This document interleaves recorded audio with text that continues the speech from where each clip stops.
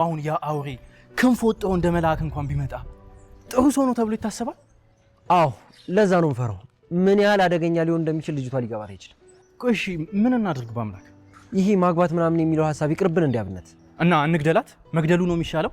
አብነት ያማል እንዴ? አንተ ራሱ ያማል እንዴ? ማግባት አንቺ ማትረቢ ምን አባሽ ልትሰሪ መጣሽ? አንተን የሚመለከተ ጉዳይ አይደለም። እየመጣች መሆኗን እርግጠኛ ከሆንክ መሄድ ትችላለህ። ባብለውሽ አይደለ? አፈር ልሰሽ መነሳት አለብሽ። አፌ ቁርጥ ይበልልህ እንደው።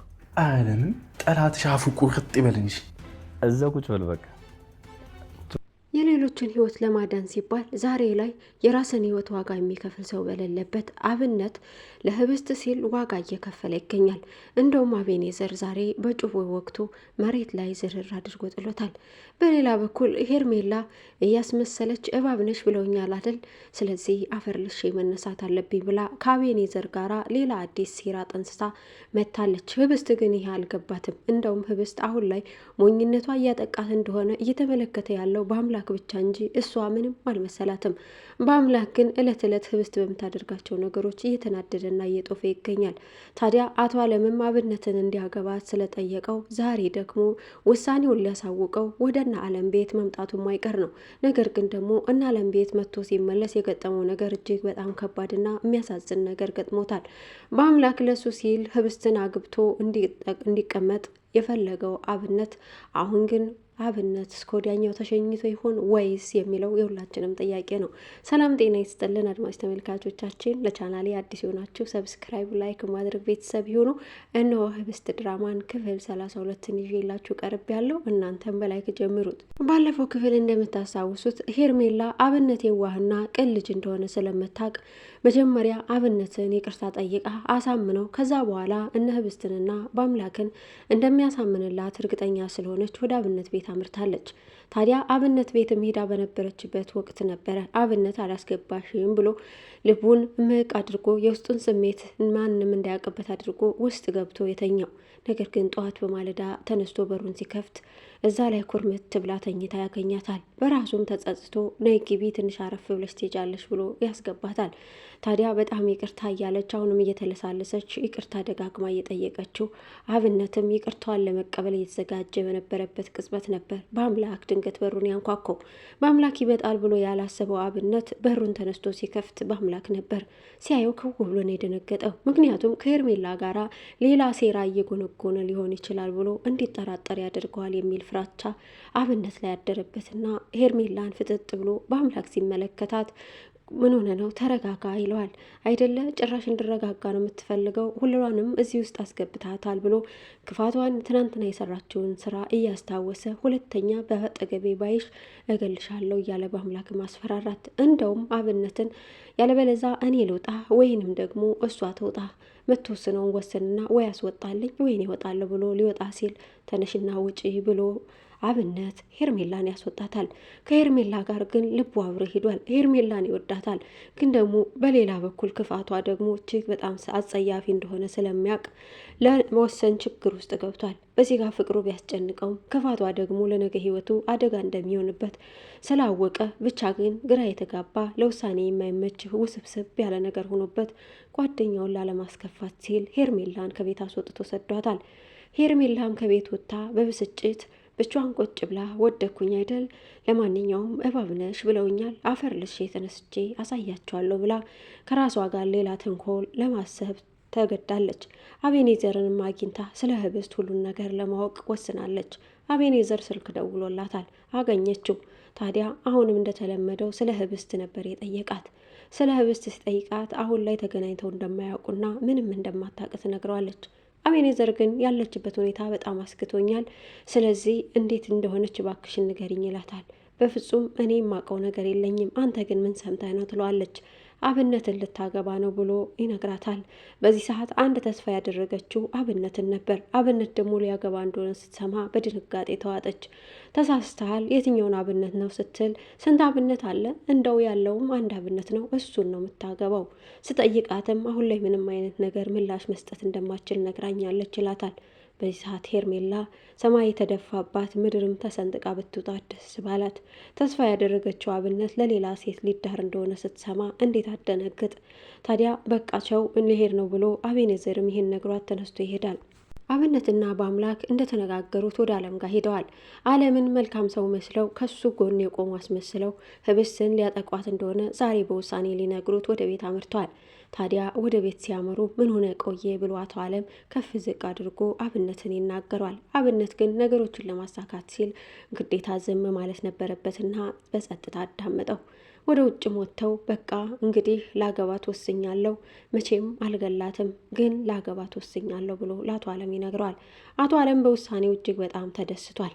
ታዲያ ወደ ሳሎን ይዞት ሲመጣ ድንገት ደግሞ ያገኛት ታፈሱን ነበር። ታፈሱ ልቧ በፍቅር ክንፍ ብሏል።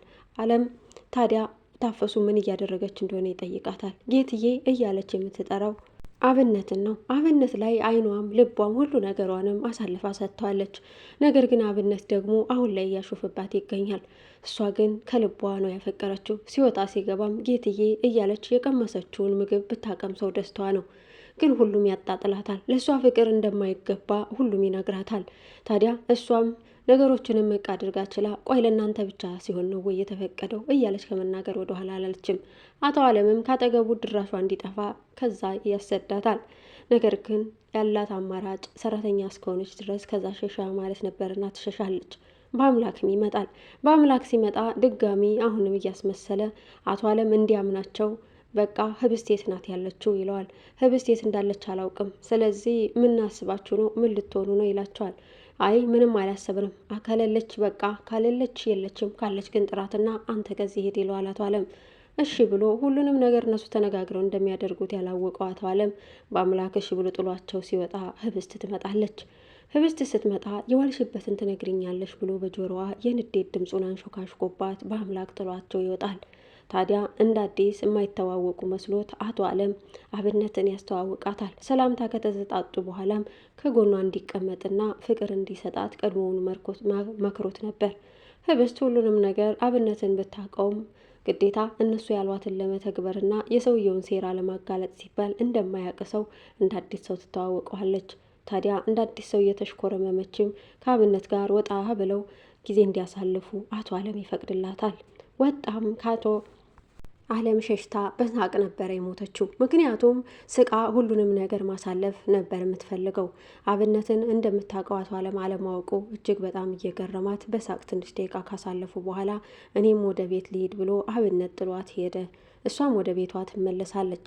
አቤኔዘርም ህብስትን ስልክ ደውሎ ቀደመውኑም አግኝቷት ስለነበረ አሁን በአምላክ ንዴቱ እጅግ እየናረ ይገኛል። ከቤት ወጥታ ስለነበረ የት እንደሄደች ልቡም ነግሮታል። አቤኔዘር ጋር እንደሄደች ስላወቀ ግዴታ መኝታ ክፍሏ ቁጭ ብሎ እየጠበቃት ነው።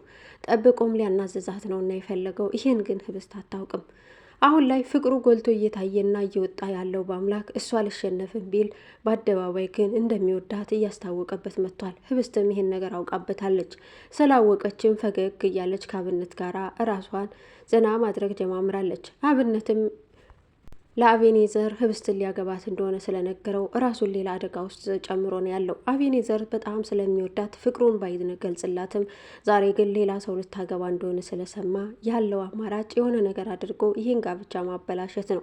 ታዲያ ለውሳኔም ደርሷል። ሄርሜላንም እንደዛ ብሏታል። የራሴን ውሳኔ ወስኜ እንዴት አድርጌ ነገሩን እንደምፈታው እኔ ያውቃለሁ ብሏታል። ሄርሜላ በፍራቻ ውስጥ ተውጣለች። ምክንያቱም አብነትን ትንሽም ቢሆን የፍቅር ጠብታ ስላላት የሆነ የሚጎዳው መስሎ ስለታየት ነው። የሆነ ሆኖ ህብስት ወደ ክላሷ ስትመለስ ያገኘችው ከቤት ውስጥ አባ ኖብሮን በአምላክን ነበር።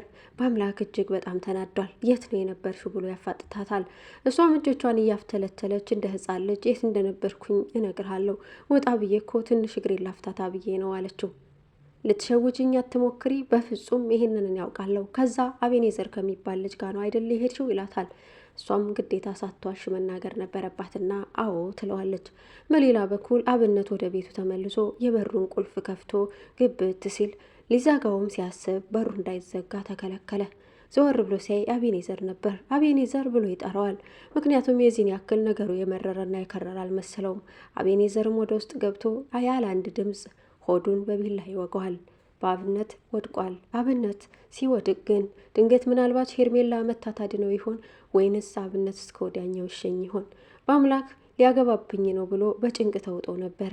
አሁን ግን ጓደኛው በህብስት ምክንያት ህይወቱ እንዳለፈና እንደዚህ እንደሆነ ሲሰማ ምን ይወጣው ይሆን?